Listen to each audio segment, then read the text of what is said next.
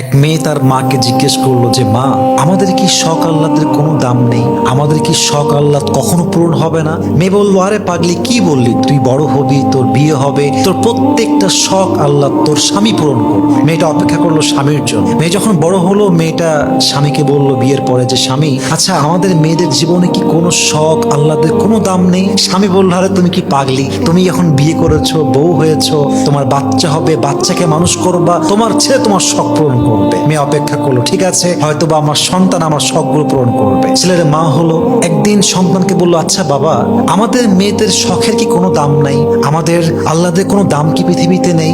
সন্তান বলছে, মা তোমার কি মাথা খারাপ? তোমার বয়স হয়ে গিয়েছে, তোমার এক পা কবরে ঢুকে গিয়েছে, তুমি এখন আল্লাহ বিল্লাহ করবা, কবরের ফিকির করবা। তখন মেয়েটা বুঝতে পারলো যে আসলে পৃথিবীতে নারীদের শখ বলতে কিছু নেই। পৃথিবীটা নারীদের আল্লাহ পূরণের জায়গা নয়। নারীদের প্রথম এবং শেষ ঘর কবর ছাড়া আর কিছুই হতে পারে না। ঠিক কিনা বলেন?